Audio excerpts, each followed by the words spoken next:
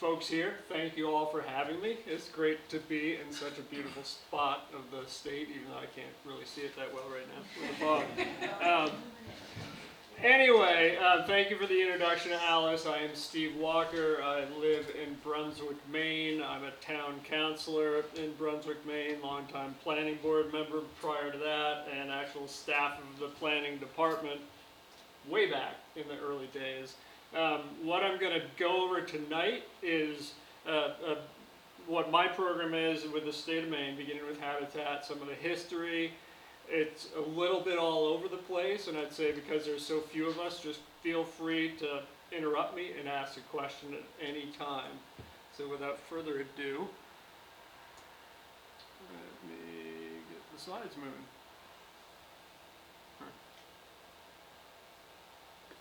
There we go.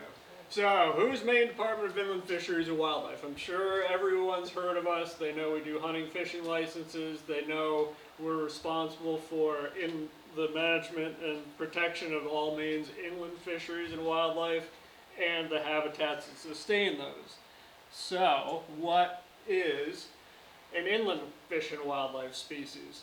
Right now, our charge covers more than 15,000 species. We don't do marine invertebrates. If you were to add marine invertebrates, this would be well over 30,000 in the state. Those are handled by DMR, of course, but we do handle many of the species you see in the intertidal and coastal habitats here, especially the birds. We don't do marine mammals. Those are DMR. Everything else is us. So our license revenue, which pretty much runs the department, is based on less than 100 species that are hunted and fished. But yet we have legislative mandate to take care of all these that you see there. So it's quite a task. And it's especially a challenge given where the highest number of species or highest biodiversity is in the state in relation to where we see the greatest growth pressure and habitat conversion. Of course, you can see that here on the right-hand side. The darker the green on the left of the slide is where the highest species of the most diverse species, concentrations of species are in the state. So you can almost see that one-to-one overlap, which makes our job a little tricky. We can't do it alone. We have to work collaboratively with a lot of partners. Like a town government, we have to do a lot of planning to make sure we're allocating resources in the right place in the priority areas. We have what's called a wildlife action plan. We've done 2 of these in the past 20 years. The first one was in 2005, and in that we identified 213 species of greatest conservation need in the state. Those are ones that have shown long-term declines. It includes rare, threatened, and endangered species, and it also includes ones that are sort of on our watch list that we haven't officially rated. Alright, so that's our State Wildlife Action Plan. Let's move into the Endangered Species Act, which has been around since 1975. We currently have 52 species listed, and we're now looking at, it's updated every 8 years. The 8th year is falling in 2023, and we're looking at the biggest number of candidate species that we've ever seen in the history of Maine's Endangered Species Act. We're looking at 25 more, mostly invertebrates and bird species, that we will be taking some, if not all, to the upcoming session of the legislature. So, it's a big task that we have in the department. And as you know, Maine is a home rule state. We got proud traditions as a home rule state. We got 400 and I don't think 492 anymore, it might be less than that, but a lot of organized towns making the vast majority of land use decisions at the planning board level, at the code enforcement officer level. There's minimum shoreline zoning. That's what most towns in this neck of the woods default to. Provides very little protection in the way of wildlife habitat, very minimal protection in terms of water quality. And local developments like a mom and pop subdivision coming into town typically does not trigger any review from our department or our regional staff unless towns specifically ask for it. So we don't even see the permits coming in to get a chance to comment on them most of the time. So we need local partners. We need every town on board to help us with this. So a little history about beginning with Habitat and where this all came from. Many of you probably were back in Maine back in the 80s and saw all the land use changes back then. At the time, our department, the state planning office, and other sister agencies decided, look, we got to get a hold of what's going on out there. We need a baseline. We need to start mapping all of our important features. This was largely at the time focused on the coast because that's where the bulk of the growth was going. We now have data mapped statewide of all these elements. But it started at the coast, and back then, this is 30 years ago, this type of inventory is needed as coastal towns face critical decisions regarding resource development and protection. Most local governments basically don't have the information or the person power needed to start incorporating this. This was 30 years. This rings true today, as it did 30 years ago in a lot of Maine, even a lot of coastal Maine. So the department, with other partners like Maine Natural Areas Program, did a quick reshuffling of our own planning, and in our strategic plan of 20 some odd years ago, we decided that our priority would be to develop an approach for towns and landowners where we would work directly with them to support long-term habitat management needs. And then, I think this is my last historical slide that I'll bore you with. We engaged the University of Maine to come up with, okay, how can we make an easily transferable model for towns to understand and follow given the intricacies of the science and the mapping efforts and everything else. So this report came out and is what has been adopted for beginning with Habitat. Basically, it works on some simple assumptions. One, that towns are doing a good job with their shoreland zones. That assumption doesn't always play out. And that if they do that, and then they recognize these special habitats, and at the time significant wildlife habitat was adopted by the legislature, Growth Management Act had been updated. If they pay attention to shoreland zones, if they pay attention to rare species habitats and significant wildlife habitats, and then, and probably one of the biggest chunks, is the large unfragmented blocks of remaining habitat, you capture the habitat needs for about 85% of the species on the landscape.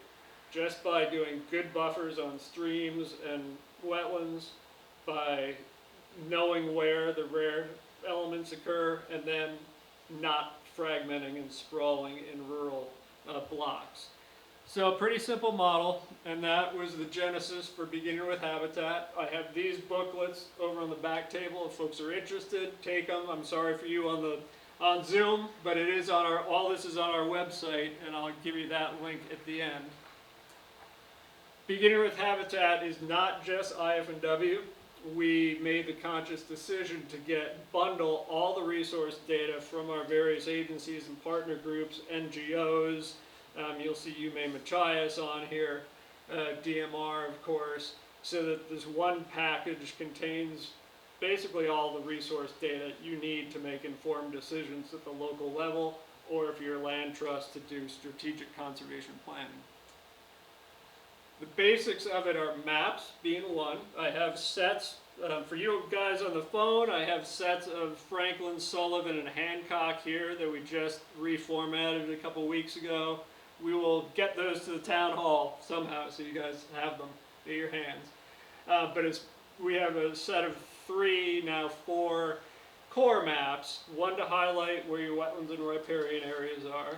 One to highlight where your rare species and communities are on the landscape. So if somebody comes in the door with a subdivision proposal, you can say, oh, wait, that's sort of close to this. Maybe you should call the department.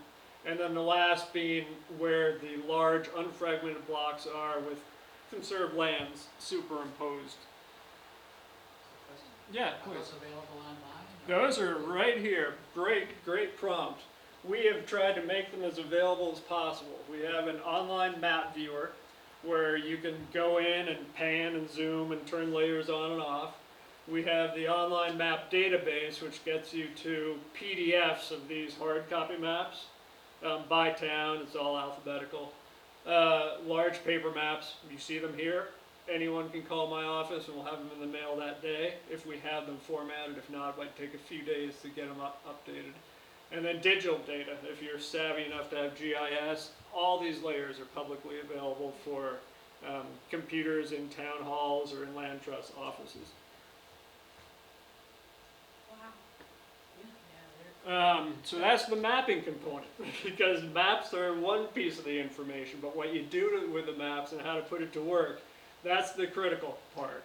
So we have a lot of technical assistance. We do customized presentations and workshops. We've got an online library of ordinances other towns have developed, or sample tools that state planning offices come up with for good language that can just be inserted into your local ordinance for more habitat protections.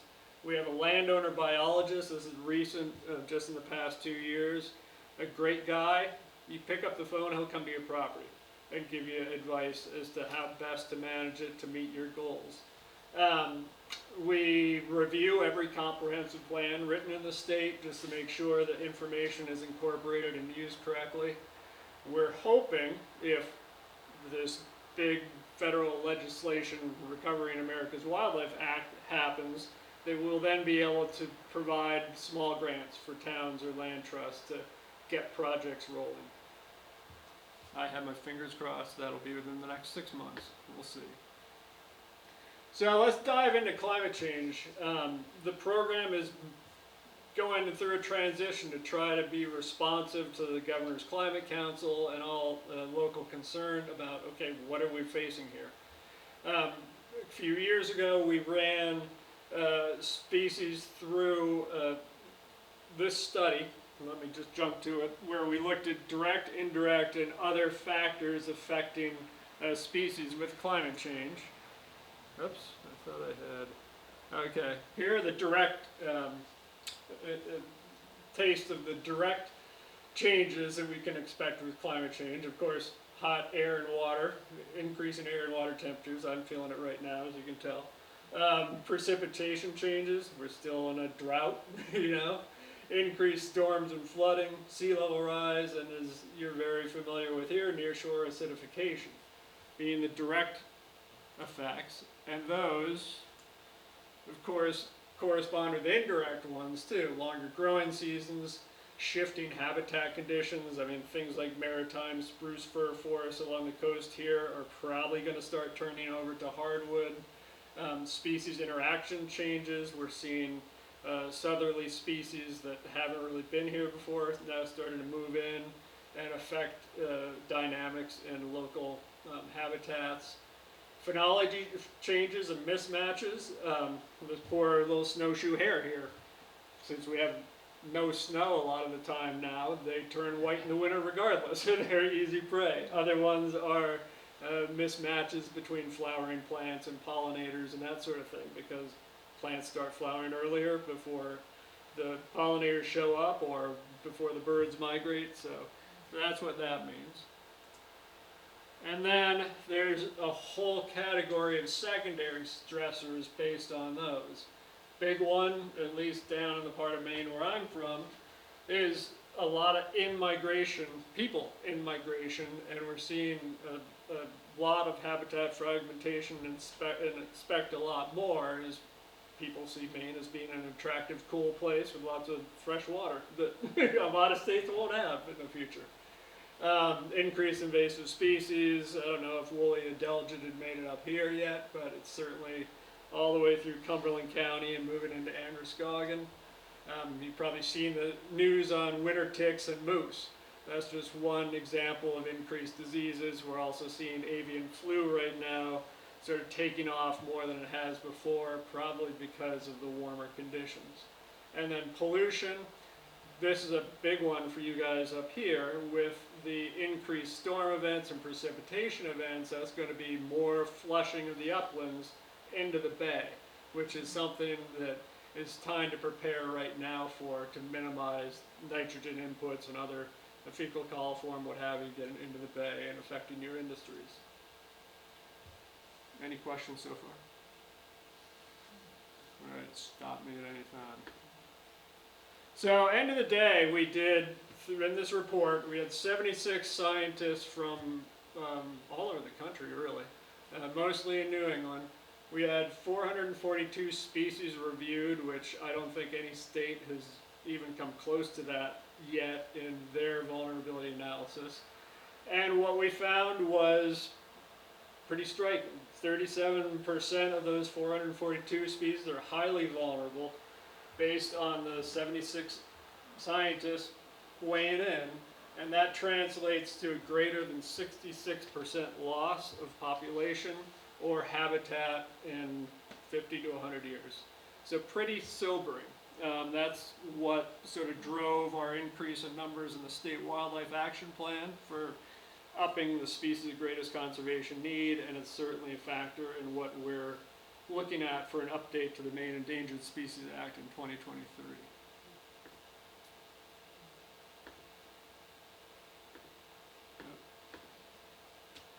It's also starting to shift how we look at conservation. Certainly these first two are great. Protecting special places like parks and special land trust properties, got to keep doing it. Getting more to a landscape scale and ecological functions like we did down in Mount Agamenticus. If you're not familiar with that, it's sort of like a landscape scale conservation effort, thousands of acres, lots of landowners involved. But now we're starting to see, okay, the natural communities or habitat types are not going to be the same in 20, 30, 40, 50 years. So what we conserve today for one species might not function in 50 years for the goals we had in mind. So physical process conservation, or the concept you might have heard, saving the stage, it's where you sort of put aside the specific species and look at where the most diversity is on the landscape, and that's usually driven by geology, landforms, climate conditions, localized climate conditions. So we're starting to look at these places that either connect habitats or have rare geological types or have different exposures to coastal settings or high mountains, what have you. Because those, regardless of what species we have in Maine in 150 years, will probably still function as habitat for habitat diversity purposes. So, really interesting concept, and is one we're trying to put to use now throughout the state, especially for habitat connectivity purposes. We've done an analysis of the entire universe of conserved lands in the state to see, okay, are they all on granite bedrock? Do we have enough alluvial sand deposits protected?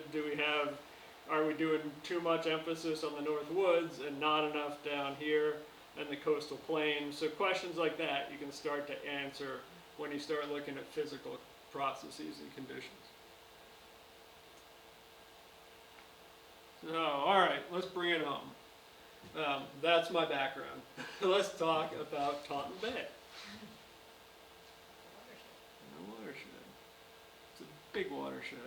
And it actually straddles two focus areas of statewide ecological significance. What we did back in 2005 with the first State Wildlife Action Plan was to designate 140 areas throughout the state where there's high concentrations of important fish, wildlife, and plant species, as well as some of those geologic landforms that drive that diversity, and designated these not in any way, shape, or form to be regulatory, but to highlight where the best conservation opportunities are from a statewide perspective. Certainly at a local perspective, other areas would rise to the top, but from the statewide, perspective to have 2 of the 140 key areas centered right on your watershed is pretty cool. That just means there's a lot going on here and a lot to take care of.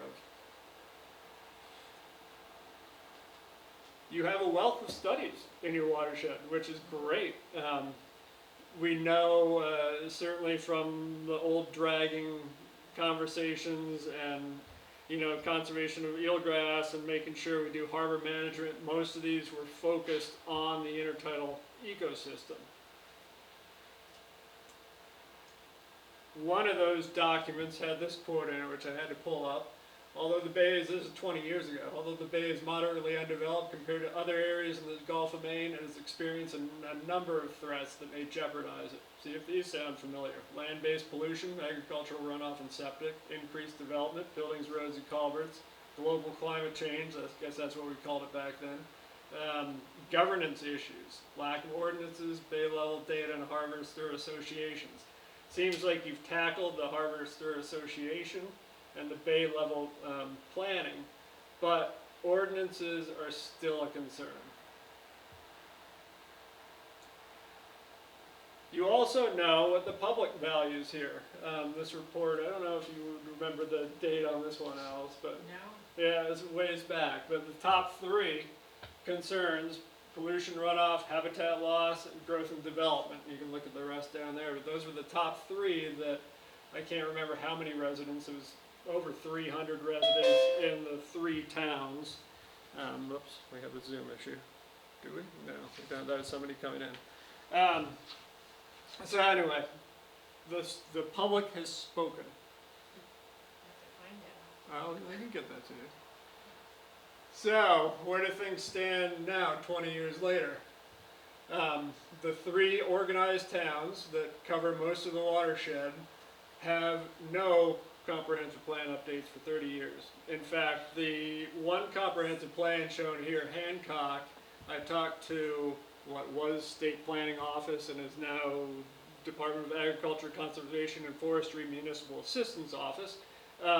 This one was never formally accepted. So you have 3 towns that do not comply with the Growth Management Act.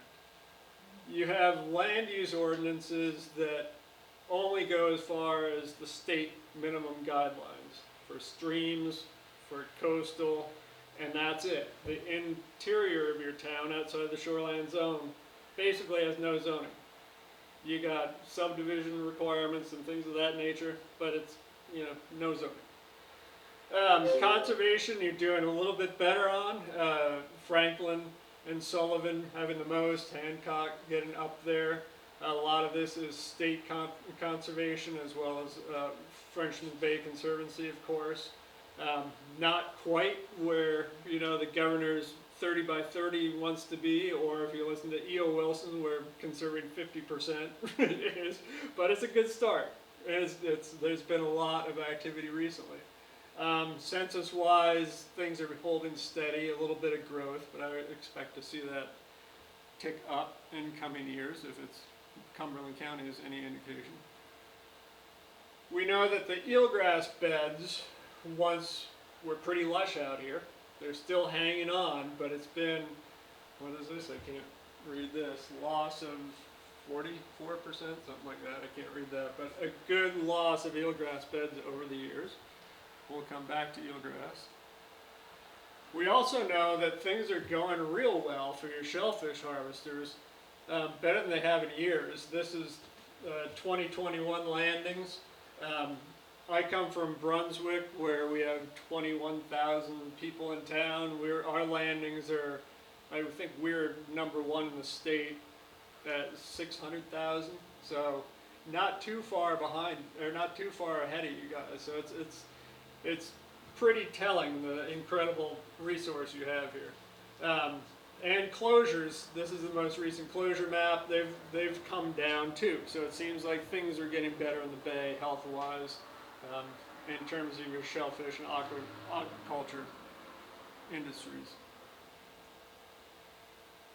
Okay, how about the watershed species diversity? I wasn't going to put everything on here, but birds are a taxa that a lot of people are familiar with. So here's 38 bird species of special concern that occur annually in the watershed, and we know there's at least 6 threatened and endangered species within the watershed as well. So let's look at some of these. And I just pulled out what I thought would be priorities, and you guys can go tell me to take a walk or whatever, but I would use eastern brook trout as your flagship species for the bay now. We know a lot about the marine resources. We know ocean acidification is happening. We know sea level rise is happening. We know there's very little we can do about those two things. But what we can do is maintain the inland part of your watershed a little bit better than has been done in the past. And I think one of the key reasons for doing that are these guys right here, eastern brook trout, which have taken a tremendous hit over the years in terms of range loss.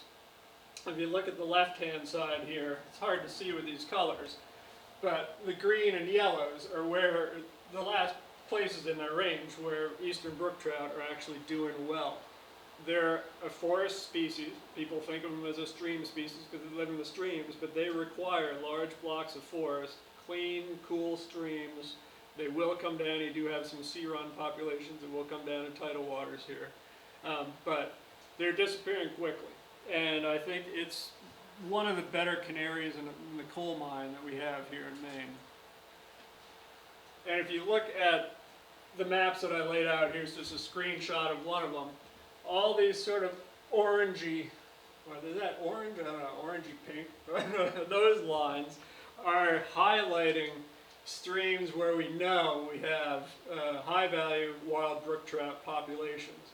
And it's quite a concentration all around the bay of eastern brook trout that are hanging on there. Why is that? Because it's good water quality. Because you've got clean streams, you've got a largely forested upper watershed, but it doesn't take much. Once you get to 10 or 15% impervious within a watershed, it cuts in half the invertebrates in a local stream, which plummets eastern brook trout use.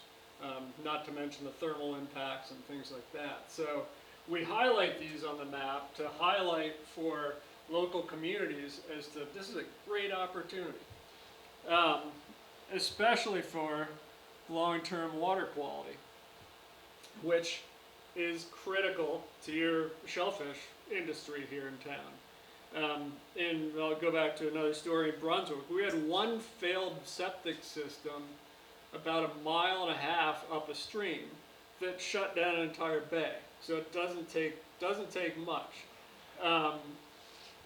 The water quality coming out of these streams, draining onto your flats, is probably the best safeguard you have long term for the shell fishermen and women out there.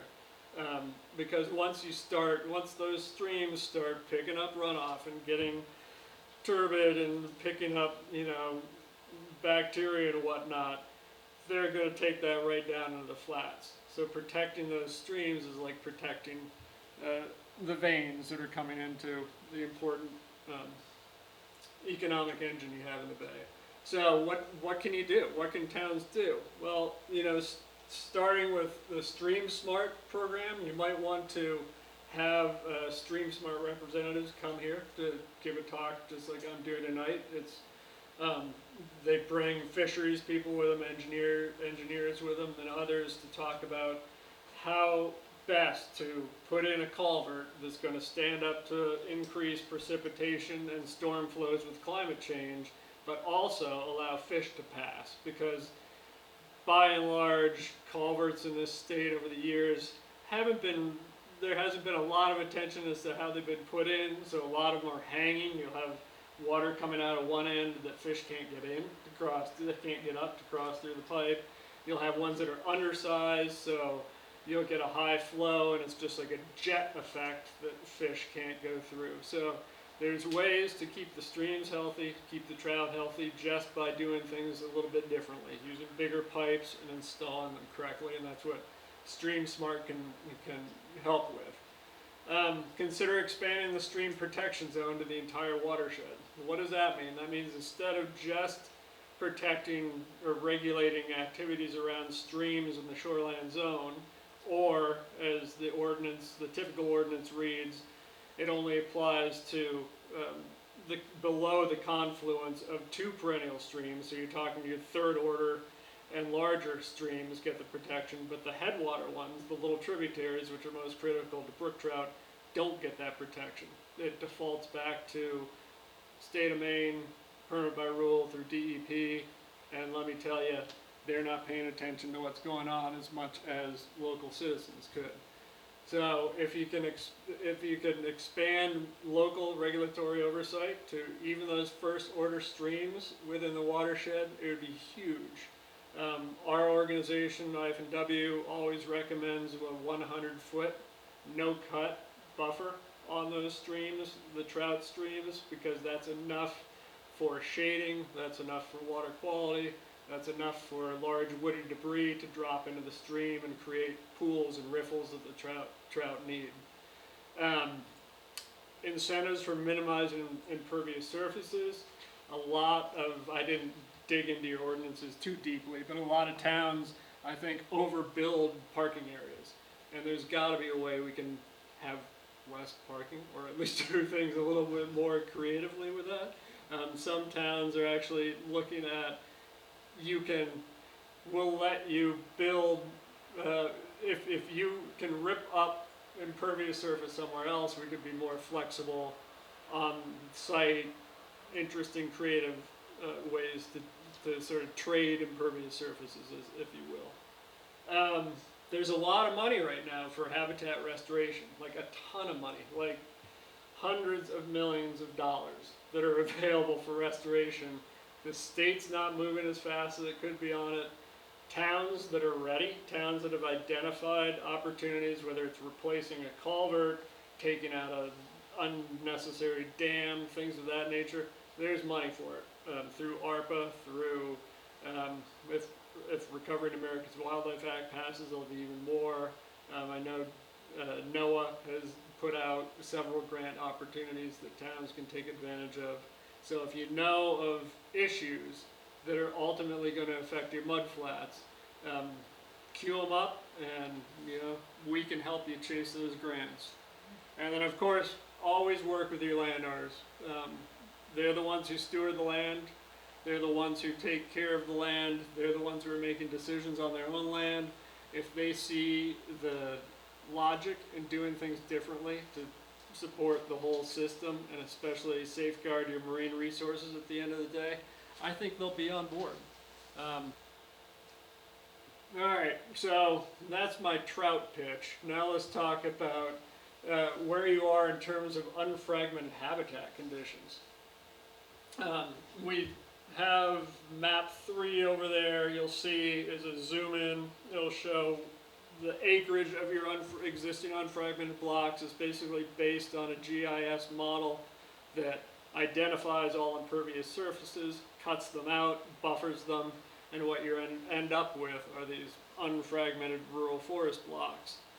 If you look at the state of Maine here, and I apologize for the shade of green, but there aren't many left at all in central Maine until, look, you get here just east of Acadia, where you guys are, and you start getting, in fact, the block, the unfragmented block, I think it's this one, is the second largest in all of coastal Maine. And the coastal block, the second largest coastal block in coastal Maine. And probably, on the New England seaboard, if it's, it's pretty darn significant. This shows it a little differently by showing big blocks with interior habitat, so it measures distance from the edge of the block inside, and you can see they're still, getting down to the coast right here, versus the rest of the state where they don't. Steve, what does that mean? Does that mean undeveloped? Yeah. What you're talking about? Yeah, we used to include agricultural lands. Now we're just focusing in on large forest blocks. Not that agricultural lands aren't critical to habitat and the economy and everything else. But yeah, it's basically just focusing in on where those large chunks of woods are, which are gonna, you know, trap carbon. They're gonna provide water quality benefits. They're certainly gonna, here, wait, I have the list right here. They're certainly gonna support traditional forest products industries. They're gonna provide long-term access for hunting and fishing, which we don't have that down south anymore. Benefits to the bay I've already mentioned. Groundwater recharge, I mean, it's a ton of benefits. And there's ways, certainly ways to conserve these at the local level. You already have tree growth and open space tax programs to promote at your assessor's office. Some towns have done what's called an overlay district around the largest blocks in town. They'll draw, basically do a zoning overlay, and if somebody wants to do a subdivision within that, they've got to minimize how long the road is, minimize how much is cleared, and there's sliding scale for bonuses. They'll get, you know, more lots if they minimize enough, and if they don't want to minimize, then they can protect other habitat within the block. It's sort of a trade-off. There's all different ways to play around with it. Dead-end road limitations, certainly working with your local land trust, and then taking full advantage of Outdoor Heritage Fund grants, LMF grants, you name it. And our office can certainly help point you in the direction if you identify local priorities here for large block conservation.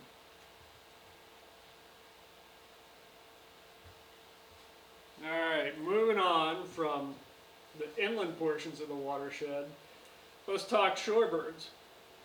I don't know if any of you have met Lindsay Tudor, our previous shorebird biologist. Taunton Bay was her favorite place in the state, and for good reason.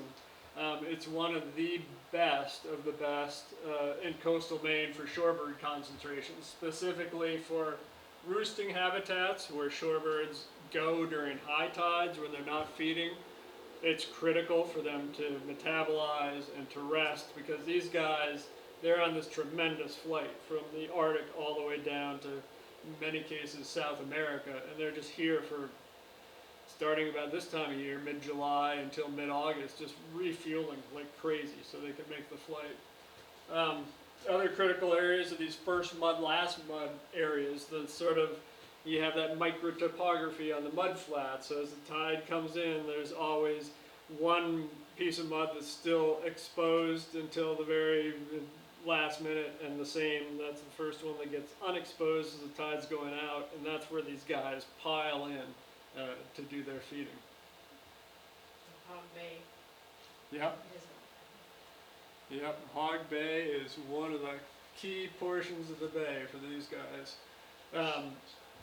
Here's an example of semi-palmated shorebird. This is one we're actually considering for more formal listing here in the state, because the numbers have dropped precipitously, but you can see the migration they make from nesting in the open tundra of Alaska and then flying all the way down here. And this was a photo that Rich Bard took, I think near here somewhere, a former IF&W regional biologist.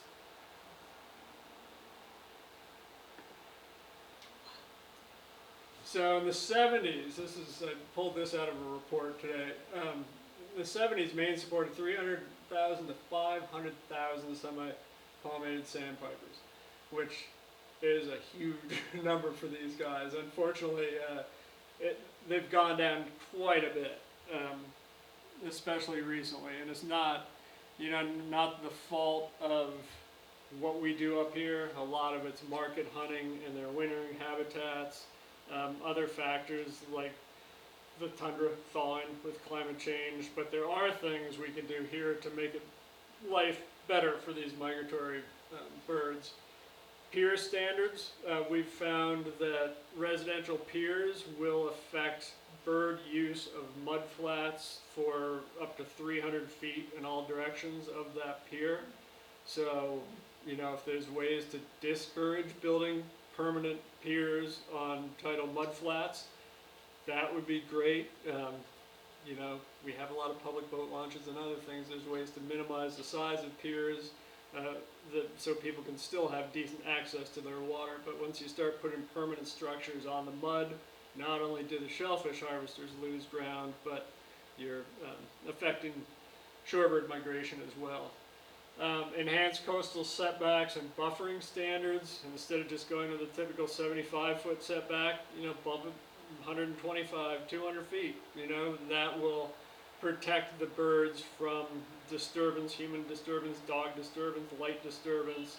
It just gives them a little bit more buffer, and also will help eventually with sea level rise. If you're moving structures back, they're not going to be flooded out as the seas go up. So it has multiple benefits. And certainly work with Land Fortress Bay Conservancy has done a great job on the Hog Bay part of the bay recently with some acquisitions, and that's not only helping with salt marsh migration, which I'll show you in a minute, but it's providing that necessary buffer for those key shorebird areas. All right, other issues, just quickly, and then I'll open it up to questions. Sea level rise. We are focusing most of our efforts at IF&W on marsh migration. Here you can see in that sort of blue-green the marshes at the head of Hog Bay. The yellow is with 6 feet of sea level rise. That's where the new high tide line would be. So you can see that it's not a lot of marsh gain. And if this water is 6 foot deeper at high tide, under that scenario, you'd have a lot of marsh loss. So I think what we're looking at statewide is a net loss of our coastal salt marshes with sea level rise, primarily because the coast is pretty abrupt. We're not like the Carolinas where, you know, high tide can go over vast, like around the Chesapeake, vast agricultural land. We don't have that.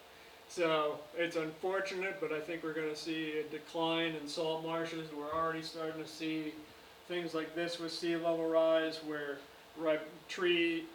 forested areas along salt marshes are starting to die off as the salt water gets further and further inland, so it's killing roots and killing the trees. This is a species we're going to be listing under the Maine Endangered Species Act, the salt marsh sparrow. There's also Nelson's sparrow. Both of these species nest only in salt marshes, and that's a nest at a super high tide recently. These poor little guys didn't make it. Another issue with sea level rise that we're seeing a lot of is the human response to sea level rise and erosion, which is, we've seen a big uptick in shoreline hardening, riprap. We're trying to promote slow but surely living shorelines, this concept of green approaches where you recontour the bank instead of just putting rock on it, recontour it, replant it. It can be successful in the right setting. I'm not going to say it's a panacea for, you know, all coastal erosion issues. Someplace riprap is probably the best thing you can do, but habitat-wise, if we could do more green approaches and not just jumping into riprap, it'll certainly help get sediment out to replenish the mudflats, help with riparian buffering, and provide some terrestrial habitat benefits as well. Is the sea level rise you're talking about what we've already experienced, or what you predict in that? In the yellow one, Yeah. that's a 6 foot rise. That's if we ever get 6 feet. That would be, you know, 50, 100 years down there. Yeah. So we are seeing the rise gain speed though, pick up in quickness, for lack of better terms. All right, now let's talk eelgrass. It's great that you guys still have eelgrass around. It's a plant that comes and goes, certainly, but where it has historically been healthy is where we should really focus efforts, like Taunton Bay, because not only does it's I think 3 times more carbon capture potential than terrestrial forest, so it's huge for that. It also buffers ocean acidity, so keeping your eelgrass healthy will help the clam spat settle and actually thrive. But as we're seeing more and more storm water and runoff from storms, if you're not careful with the upper watershed and your streams and your forest blocks, like I talked about, you'll have more direct input of storm water onto your flats and into your eelgrass beds, which drives up the nitrogen, drives down water clarity, and can spark epiphytic growth and other things to kill off the eelgrass. So that's another good reason to take a good hard look at how you buffer your aquatic resources. We're also seeing, I think the Army Corps might mandate it now. They might have just gotten as far as Massachusetts and not Maine yet. But if you have mooring fields around eelgrass beds, certainly encourage the use of helical moorings. These are ones that drill down into the mud and they have sort of an elastic rope that then goes up to your buoy. And what that does is instead of this chain on a typical mushroom going round and round as the boat moves and mowing down eelgrass, you have a much less disturbance of the eelgrass, and the technology has gotten so good now I think they hold better than even granite block mooring blocks in places. So we're doing a lot of these in Casco Bay now. We got some federal funding to start replacing moorings out, and it seems to be one of the better options for restoring eelgrass beds, because planting and all that just takes so much effort and there's very little success rate. Alright, so there we go. That's me. I covered a little bit of everything. I'd be happy to answer any questions, and I'd love to follow up with any of your towns in this region to start the ball rolling on better protections for Taunton Bay. Yes, sir. So what, in your considered opinion, should the municipalities of Franklin, Sullivan, and Hancock what do you think they should or could be doing better? I think, for starters, do a comp plan. They should all get on board with a comp plan. It's a great way to bring the community together, to do public visioning, to get the different sectors, whether it's the shellfish harvesters together with the foresters, together with the developers, everybody talking the same talk and having a vision for the town.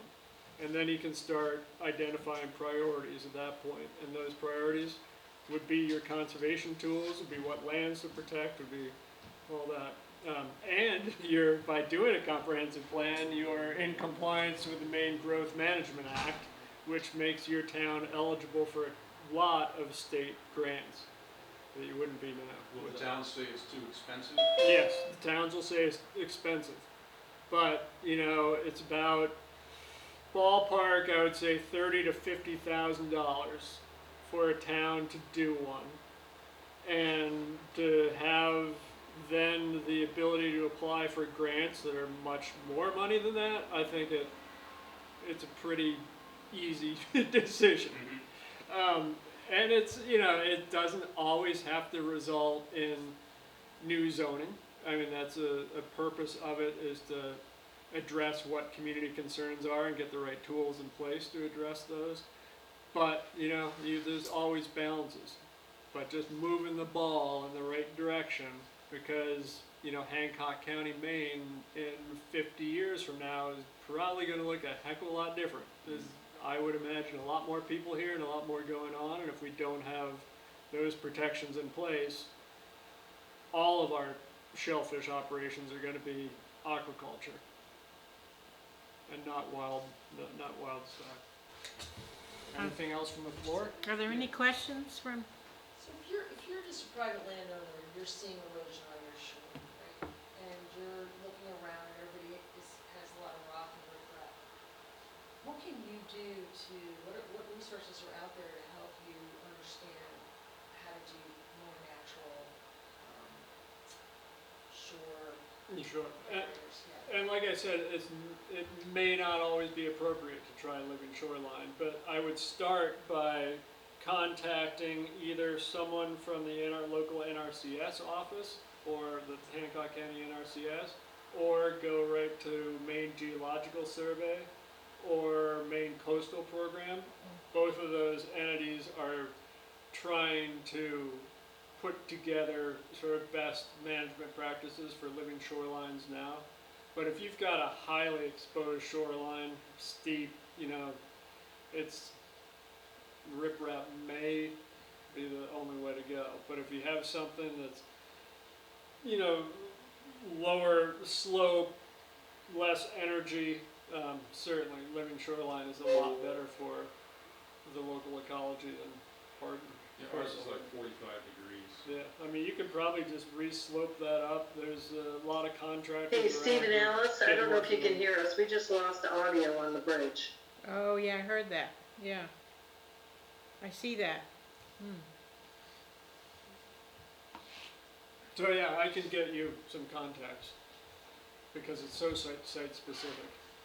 But I think Massachusetts, Rhode Island, and other southern New England states require it. You have to show that you can't do it before you can get a permit to do riprap.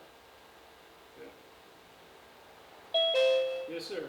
Okay. I think we're losing our eelgrass. What's the best way to monitor that? Well, fortunately, By air, or how do you- we just got a bill through the legislature last session to start the annual, I don't know if it'll be annual, but regular flights. So we can start mapping, because I think the last time we did a comprehensive map was 2010, I want to say. We've done some spot updates in Casco Bay, but up here I don't think we have anything terribly recent. But that, I believe that's going to kick into gear. If they didn't fly this growing season, it'll be next growing season when they start collecting data. So that will appear on your website? Oh yeah, once they shoot it and process it, we would make it available. What's that federal act you're hoping will be passed? The Recovering America's Wildlife Act. And I encourage all of you, no matter what state you're from, to contact your representatives and senators. What it would mean just for the state of Maine, we have really no dedicated funds for non-game. We have, you know, Pittman Robertson and Dingle Johnson for fished and hunted species, but for non-game, we're doing license plate sales and lottery ticket sales and that sort of thing. If RAWA passes, it would be a dedicated $16 million a year in perpetuity for us to do non-game conservation work, which is huge. I mean, it's nothing we've ever seen before. So, yeah, and it would be land acquisition dollars, it would be planning dollars, it would be small grants for communities to get rolling. There's a question here. So after the studies and baselines are established, what are the progressive steps municipalities can use to mitigate habitat endangerment loss prior to the establishment of zoning? There are, you can do open space plans without zoning. That's a good start. I would start with a comprehensive plan, and then open space plans can focus on active recreation as well as land conservation for environmental reasons. And you can prioritize. One of the maps in the set I had brought is what we call a co-occurrence map, and it takes all of the features, all the points and polygons and other things, and shades. You can see, you won't be able to see it there, but it shades. The darker the green, the more ecologically significant based on our data it is. So it starts to answer the question, is where are the priority areas in town? And I would say that would be, if you're not jumping up and down about zoning, you know, an open space plan and working cooperatively with landowners, willing sellers or willing conservation easement folks, that would be the next best step. There's organization called Two Countries, One Forest. I'm not going to say it in French because I'd butcher it, but it's looking at connectivity from central Adirondacks in New York all the way through northern Maine and out the Gas Bay. And it's, you look at the, I might have had a slide, but I can pull one up later if you're really interested. But anyway, it's incredible how much that landscape is going across that tier that's all unfragmented forest, very connected. You know, you do get a lot of agriculture north of Fort Kent in New Brunswick and Quebec, but south of that and then going out to the Gas Bay, it's incredible how much the eastern part of this, the eastern part of both countries is still intact. What we've learned from these, the nano tags and then the MODIS station antenna, I can't remember what it stands for, but it's incredible what we've learned in just 10 years or whatever we've done doing that. I mean, you can put these things on insects, bats, birds, you know, and not even be there and get hits when they fly by. And we've learned from that, one of the key things we've learned is just how incredibly important coastal Maine is, especially this part of the coast, for neotropical migrants. When they're coming south, they tend to just come to the coast, and if they can find those areas that are, you know, berry producing shrubs and dense thickets and that sort of thing, right on the, it's magnets. And they will linger there longer than they do further south when they're more, let's get out of here and go to Central America.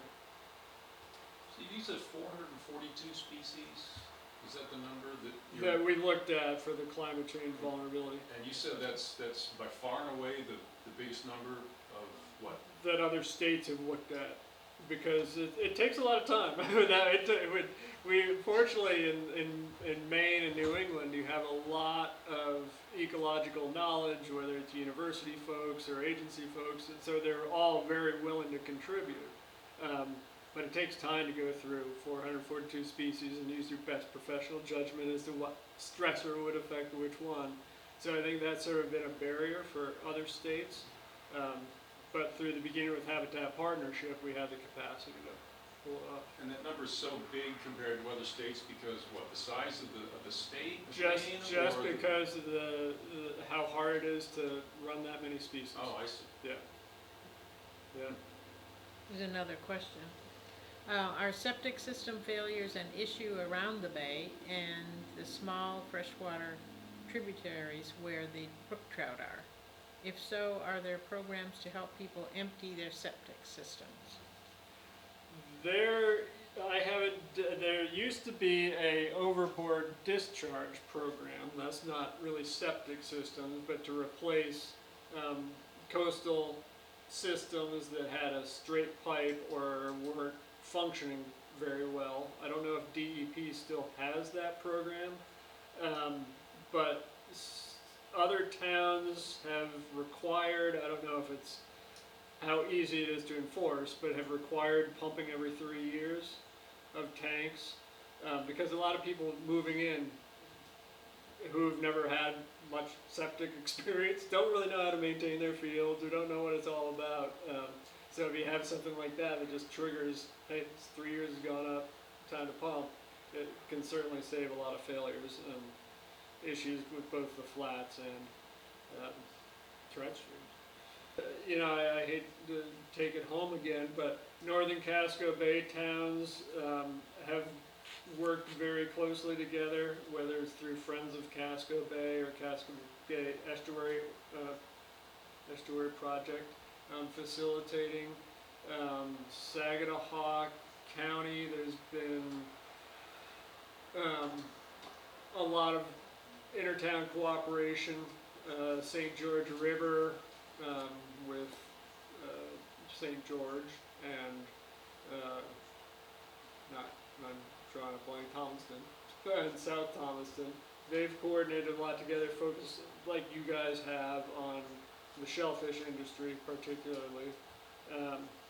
Probably a few other examples further south that I'm Bagaduce. There's been a lot of town cooperation on the Bagaduce.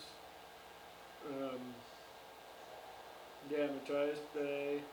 Yeah, there's examples. I mean, it sort of runs the gamut. How much up the watershed they go in terms of their planning versus mostly focused on marine and intertidal. But yeah, that's the best way to go. If you get multiple towns working together, it makes you much more competitive for grant funding, and it certainly is much more effective long term because trout don't stop at the border. Well, thank you all for watching, and thank you all for being here.